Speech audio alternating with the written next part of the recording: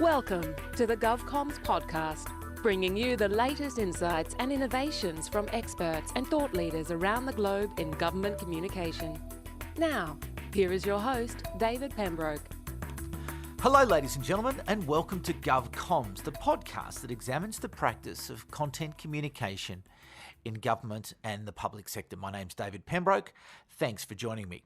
Today, once again, we go back into the archives, and thanks for the feedback. I know a lot of people are enjoying these recordings from the past, and it really is great to bring them back because there are so many wonderful conversations that we've had over the last 5+ years that we have been doing GovComms.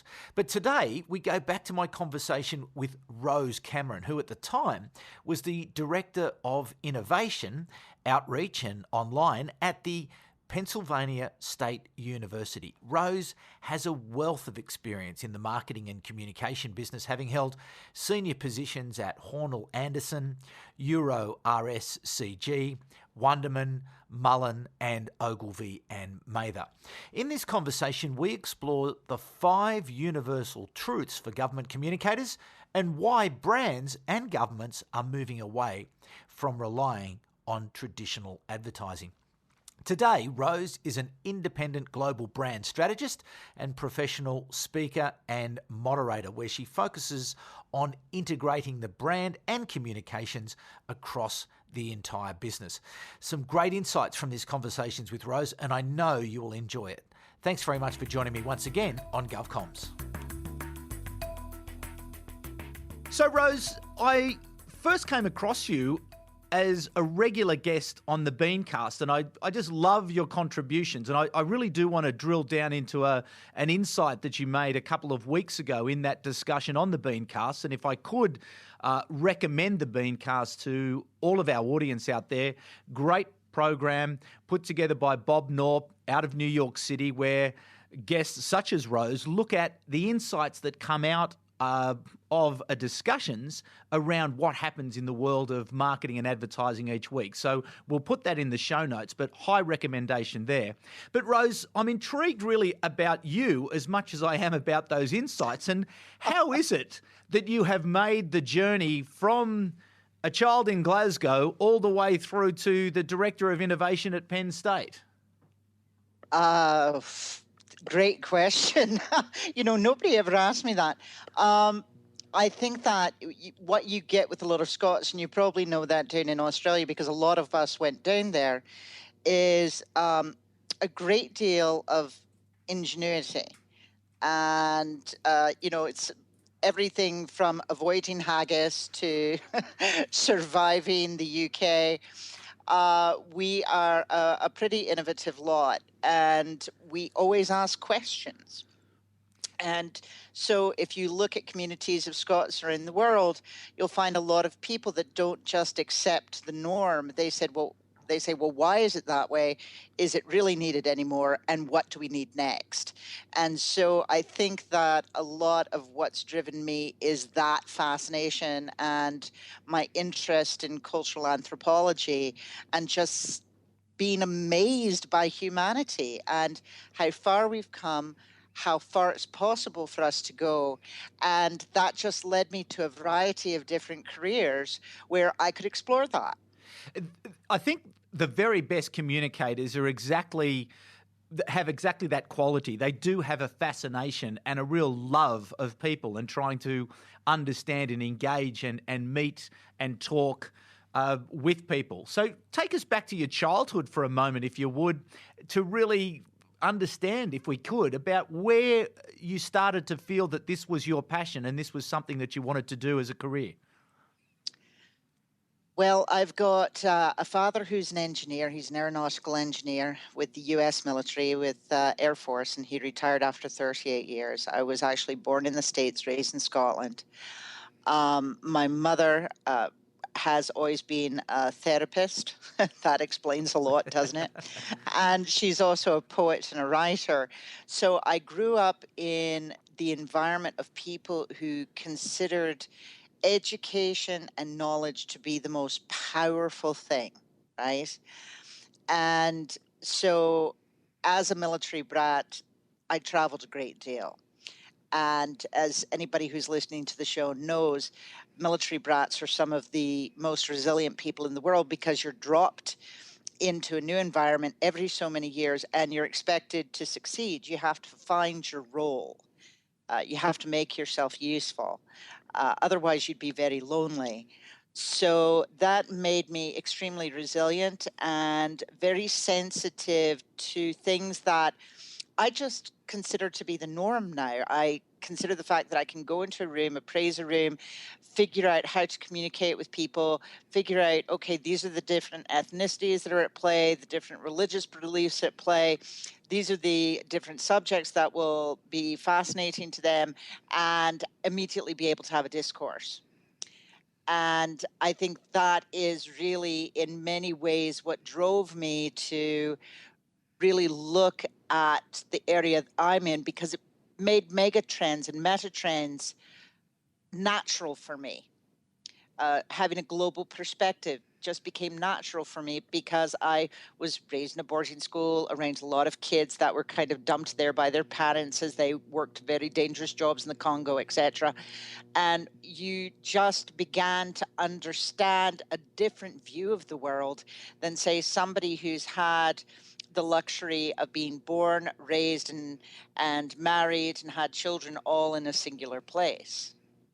So it really gave me huge perspective, resilience, and an understanding of how to work with people.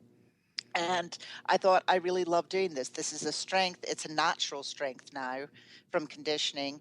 And so I just continue to do it. Sounds good. But what have you discovered to be the universal truths about effective communication?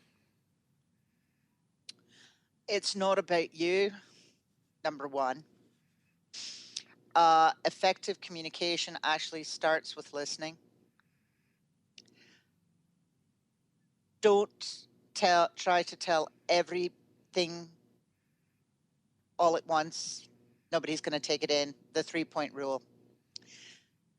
And always contextualize things in a way that people can understand them. Don't try to talk in the academic sense. Talk to people as people, and always contextualize it in a fashion that's emotive in nature, so that people can connect not only with their brains but their hearts. And how difficult do you find that is for people to understand those very simple principles that you've just communicated now? You know, the ego is a nasty thing, David. It just gets in the way, even with me, but it's so easy to try and sound smart and, use all these highfalutin words and all the rest of it. And the thing is, if you don't teach and if you don't convey the information, it doesn't matter how smart you sound, you have failed. So the most important thing is to connect, and connect in a way that's very true to yourself. And that's very much what I put into my work with brands and what I put into my work with the university. I'm fascinated there by that insight there around teaching, because I think increasingly what we're starting to see is that the new marketing really is about teaching. It's about creating connection. It's about transferring value between you and the audiences who you're seeking to influence. And why do you think that teaching is now so important as part of a brand or a government's communication with the audiences and citizens they want to engage with? Well, we're living in a very different world now. And that is a world in which every single individual out there has pretty much had some exposure to gaming. And when you have had experience and exposure to gaming, you have been allowed to be central to the narrative. And if you think about gaming, you're constantly learning, and your actions generate a reaction, etc. So we are all in this world now where we feel it's our God-given right to be at the center of the narrative. And that wasn't the case before. I'm sure, David, when you and I were growing up, you sat there and you kept your mouth shut and you listened to the teacher and they were all knowing and you dictated that work into your essays and you moved on. Now you have a very different student where the student wants to query. They want to say, yes, but that's true in this context, but what about that context? And where they feel that just as much as gathering property and art and cars and all of these physical manifestations of their success, they also want to collect experience and knowledge. So what you're saying there, though, is that it's not just about students, as in academic students, that it's really about everybody that is seeking this wisdom and seeking this knowledge. Oh, absolutely. Because, if you think about it, David, Thomas Jefferson, when he was in the United States, he almost went bankrupt because he bought so many books. And they thought that his library had every book of import in the world, right, in the 1700s. Now we realize that the world changes every 3 months. So if you want to stay relevant, if you want to be a prospective employee that has any elasticity, then you've got to constantly learn to keep up with this world we're living in now. It is not static. And that is a key element for people out there right now to stay young, to stay money worthy. You have to keep learning, because otherwise you're just left in the dust.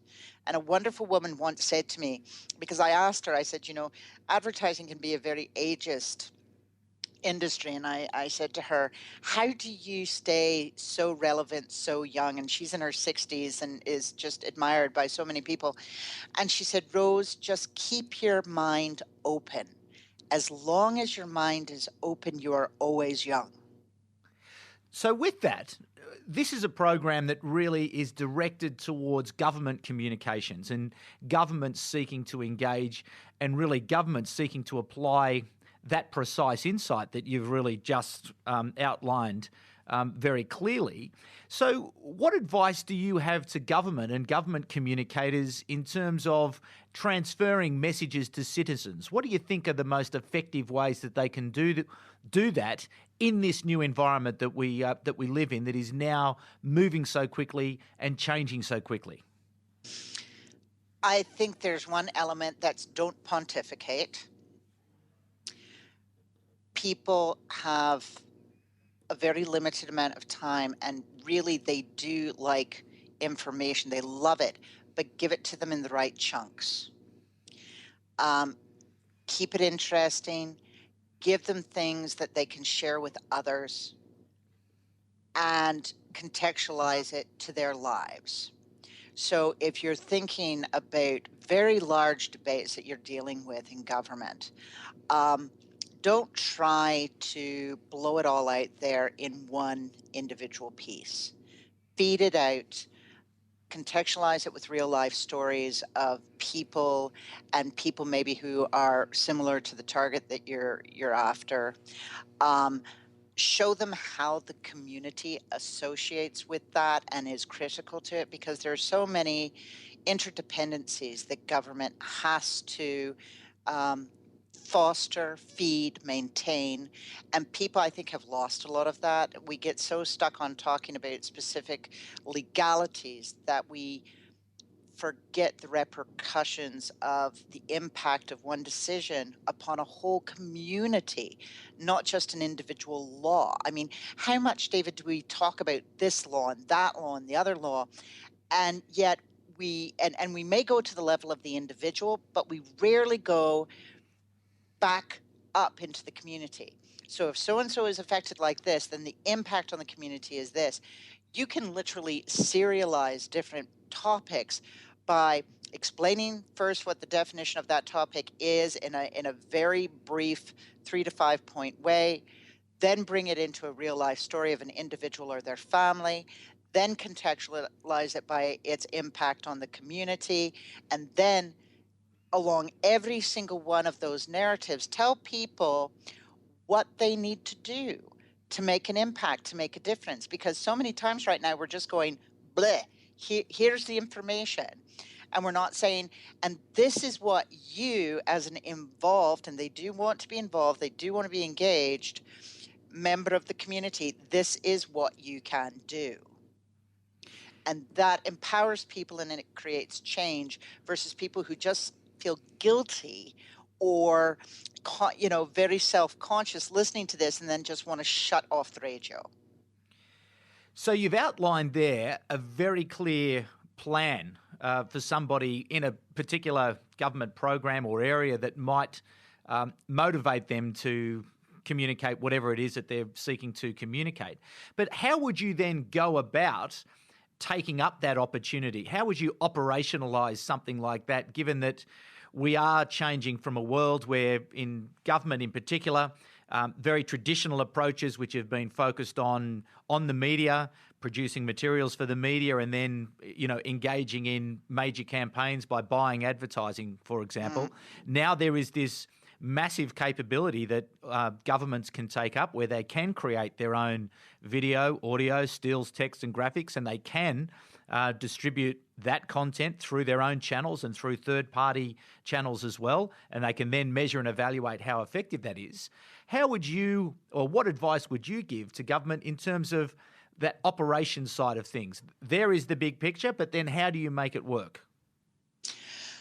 Great question. I love this one. Where I would start is first, you've got to get your house in order. So you have to look at your calendar and say, what do we think the critical elements are going to be at play this year? What are the topics we want to address? And then create a calendar around those topics that do what I just mentioned, the content, the individualization, the community aspects. Figure out exactly what you want people to do. If you're going to convey this to them, what do you want them to do? That means you've got to set up the infrastructure to take their responses, not just push out the messages, but also who are the partners you want to work with to network? Who are the charitable organizations that you're going to link into this, and when are you going to link them in? There was a wonderful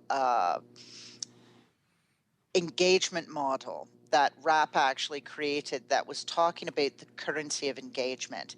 And it wasn't just discounts. What it said is, dependent upon the subject matter and the individual, that currency of engagement could be entertainment, but it could also be information, it could be tools, it could be monetarily related, it could be community related.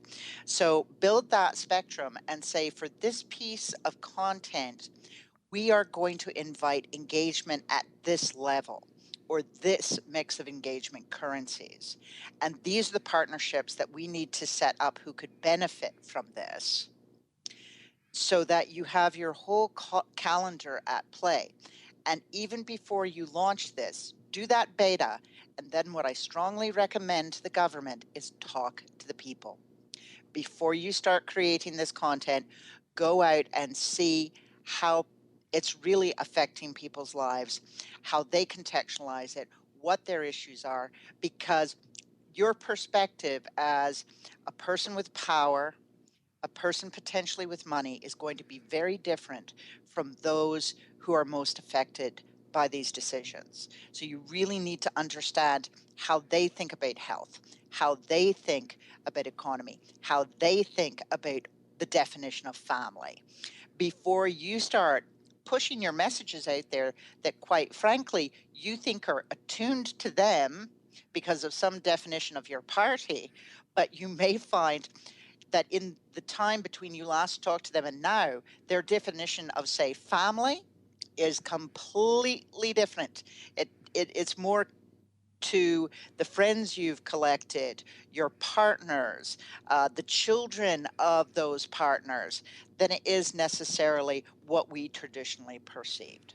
So what are the... So it's So, Go ahead, love. yeah, what are the best ways of getting those insights? And a second question to that, just off that answer again, is how do you build in the speed and the pace and the ability to be able to change and move quickly in organisations that are traditionally slow moving?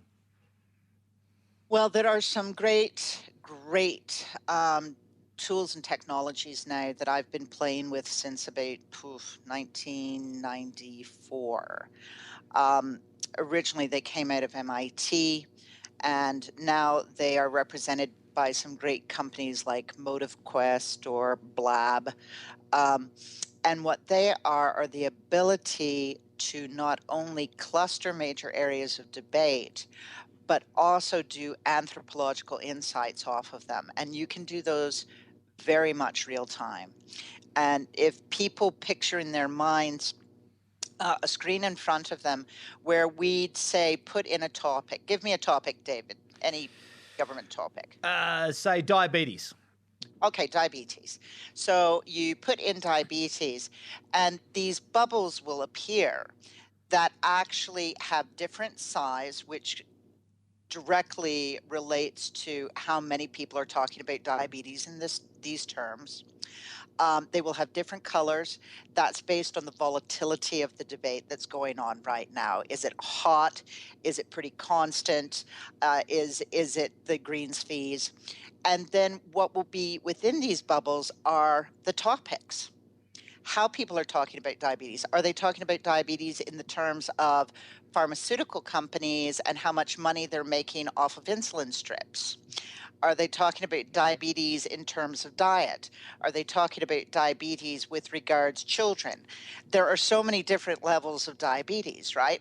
And what you can see in these new monitoring online anthropological systems is exactly what is being discussed online within what context and the topics that are really volatile. And that is a wonderful way of saying, okay, one of our primary things is going to be diabetes, but we're going to monitor this. And as the topics arise, that's what we'll center the content on. We'll talk about the fact that these seniors with diabetes can't afford the strips because the strips are $250 for a packet. And it's not fully covered by Medicare. You know, that's where you can get those debates. Additionally, there are more and more ways to record your constituents and invite them to give you their stories. So if you say, okay, this test strip issue is really horrible, let's reach out and ask people for their point of view on this, then they can record that video for you and you can share it with the world. So it can be far more real time.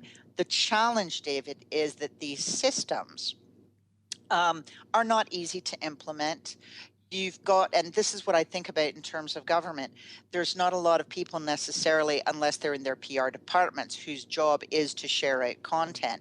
And you've got these massive marketing groups within those organizations. How do you reskill those people so that you can start decreasing the amount of spend that you're doing in traditional and increasing the amount of actual content relay that you're doing so that you can do it smarter and smarter and have people monitoring these systems, feeding that through to the writers capturing it, the people pushing at the video request, capturing that and pulling it back in.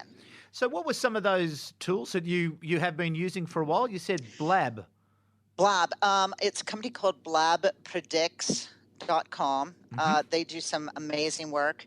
Another company is called MotiveQuest. Both of those are in the United States. Sure, there's the Radian Sixes of the world, but as anyone who can tell you who's been doing monitoring work using those types of tools, if you don't know how to do the right queries, there's so much data that you could get lost. Yeah. But I really think that the governments need to start looking at having systems like this that can organically watch the conversations that are emerging online so that they're not imposing upon their people their own view of these issues, but are rather addressing the people's issues around these topics. Okay, we'll just do a slight pivot here back to the insight that really encouraged me to give you a call to see if you would come on.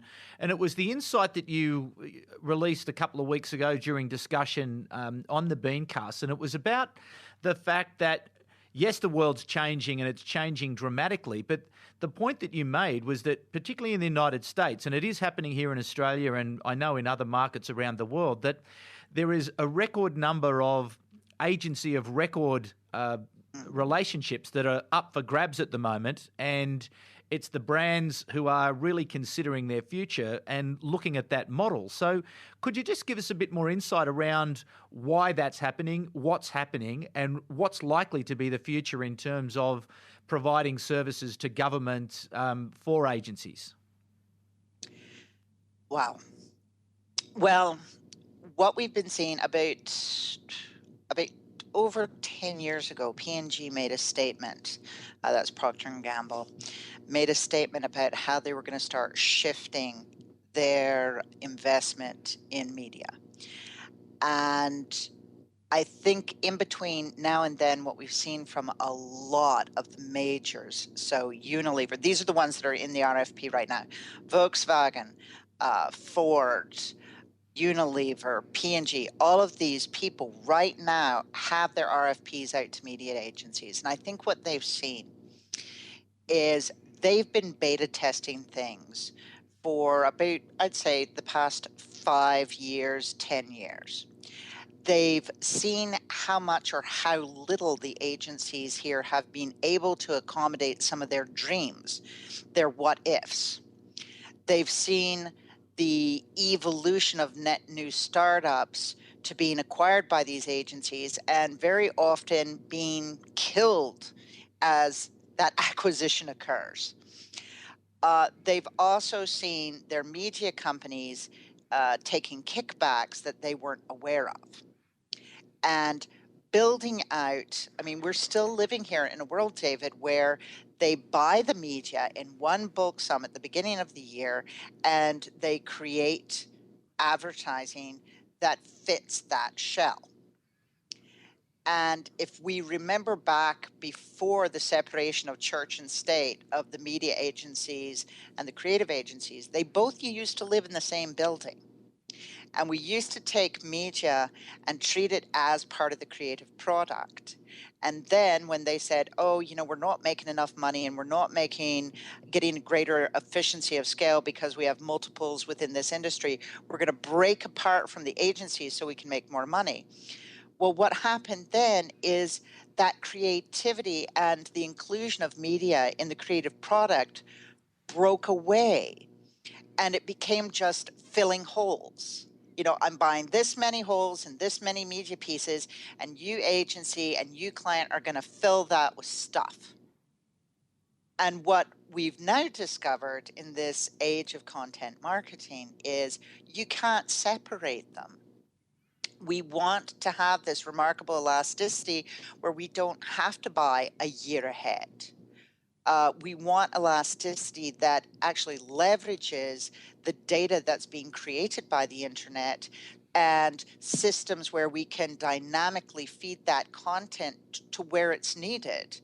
We don't want the limitations of this machine that we've essentially been paying for all these years. And what they found is, even though they want that greater elasticity, a lot of the media houses are not prepared or skilled enough to respond to it. And they have these systems that they want to keep running, and that it's dangerous for them to break apart. So I think what you're seeing right now is a great many of these major companies saying, okay, I'm done. I'm done with you agencies trying to show me that you know how to do this when you don't. I'm done with you protecting your model and your infrastructure. I believe that there's something else out there. I believe that there are other agencies that are mature enough for me to invest in, and they won't fold underneath the pressures of our organization. And those are the people I want to talk with.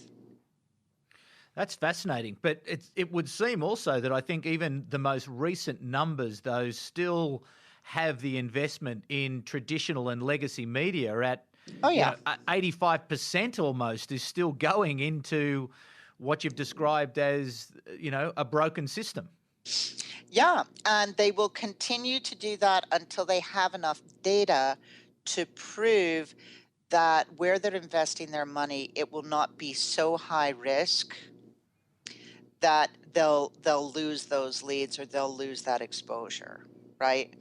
They're going to have that safety net, and maybe right now it's 85, and maybe the year after that it's 75, and maybe the year after that it's 65, but it's going down. And how quick do you think it's going to change? Because my sense of the way that the world is moving, and as you've described it earlier in this discussion, we live in a very quick world at the moment, so that could move pretty quickly. Well, the only thing that's hampering people right now, David, is having really the measures of success, having those well defined. I swear to God that a great deal of the reason people have stayed in the traditional media is that everyone has agreed on what is a good and bad measure, and you can justify your investment. And right now with programmatic and with content marketing, we're still trying to feel out, okay, what is the norm for this industry? What are the norms? What is good? What is bad? Where is the basement? Where is the ceiling? How do we measure that?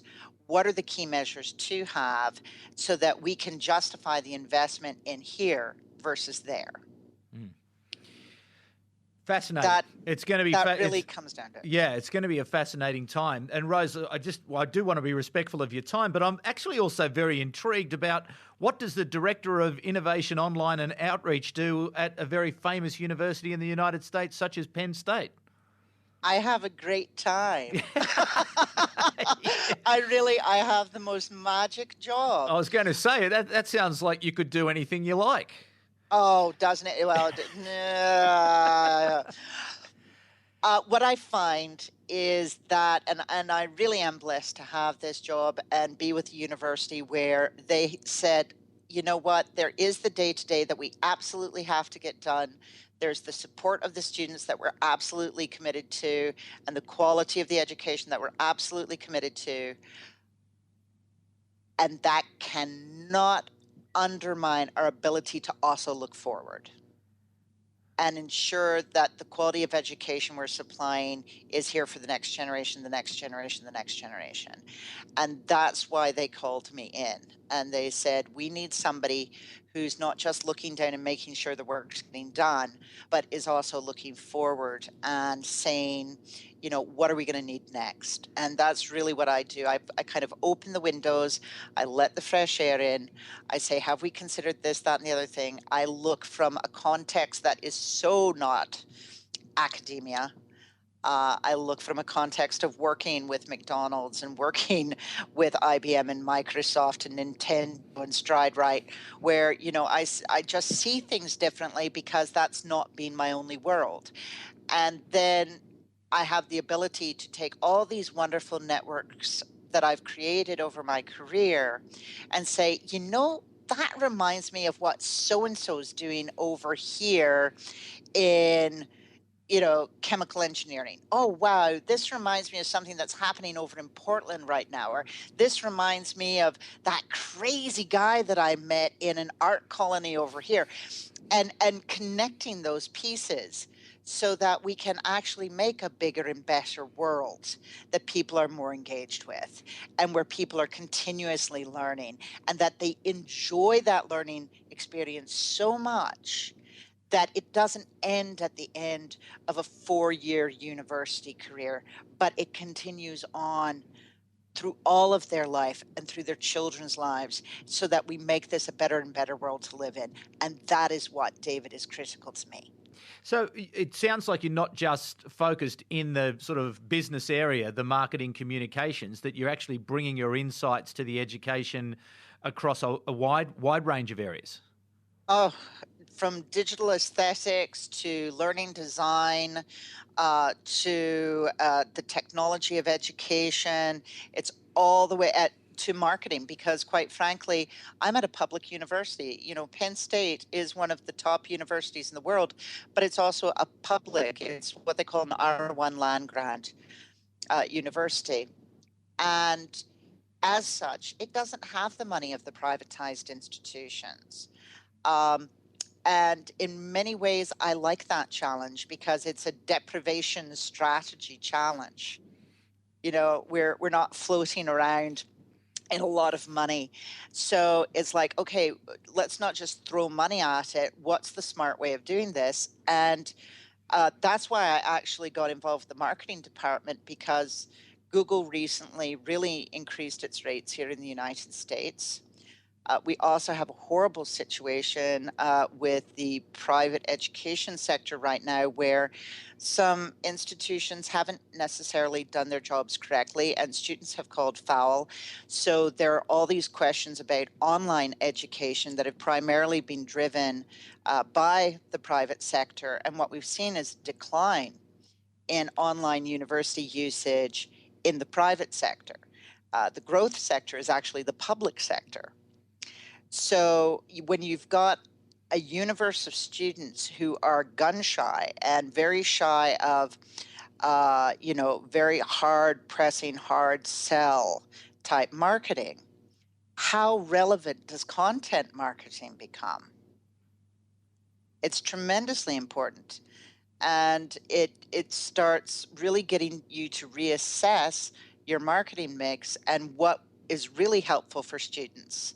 I mean, when students have actually said this year that they're looking more to Instagram to find their next university than they are the university websites, because they believe Instagram is going to show them a more real photograph or slice of life of the university than the polished website will. I mean, that is a tremendous learning for all of us. Indeed, and also going back to one of your earlier insights around some of the challenges, not only for government, but for brands, non-government organisations, not-for-profits, you identified very clearly that one of the challenges is the skill set of the people currently working in communications in those areas. So how are you at Penn State going to start to produce the graduates who are going to be able to work in the world of content marketing? I'm so glad you asked that. Because one of the key areas that we're innovating around right now is in the arena of engaged scholarship, or that's what academia calls it, engaged scholarship. I was going to say, what does that mean? Oh, well, it's to students, it means, oh my God, commitment and more studying. So they run the opposite direction. The real definition is a practical application of what you've learned. Okay. Yeah. It's hands-on practice. And if we're looking, what do you create when you're at university? David, what did you create? Me, as a student, I produced a whole lot of essays and, verbal presentations, and that was my output. Looked spookily like content, doesn't it? Yeah, exactly. Yeah. And one of the cases that we've been making is that a very large part of our content marketing engine can actually be generated by the students. They are our story. They are our legacy. So why don't we, and quite frankly, in many ways, they understand the media much better than some of the other folks who've been doing traditional for a very long time. So, can the student help us learn more about this arena? Can they help us create that content? Can they help us keep it fresh? So a lot of what we're looking at is not only reskinning the skill set of the individuals within our marketing departments, but also incorporating students into our marketing departments for an opportunity for hands-on practical experience where they learn how to work with these systems and our people learn what's important to them. Fascinating. And Rose, Thank you so much for spending a bit of your time with us today. I think the insights that you've been able to provide our audience, which is an audience that's of government communicators all over the world, that they'll be fascinated by that. I think your insights, particularly around, the changing world and this notion of the impact of gaming and how that's changing people's attitude, and this sense of teaching, and that really is at the essence of successful communication in this day and age, that people are looking for information, they're hungry for information, and if we're going to be effective, we have to create value, we have to know, we have to understand. Thanks very much for giving us the insight into some of those tools, and I know people will be very quickly going away. I know I will, straight after this podcast, to go and have a look as to see how that can work. Understanding those insights, those core insights, as you say, that communication, it's not about you, it's about listening. And don't think you have to be the most clever person in the room. Don't pontificate. Keep it interesting. Make it relevant. So much insight there, so much value for the audience. And thank you so much for giving your time. And we will be back in touch so we can have a further conversation as you continue on what I think is going to be a fascinating journey into the future. You've been listening to the GovComms podcast. If you enjoyed this episode, be sure to rate and subscribe to stay up to date with our latest episodes.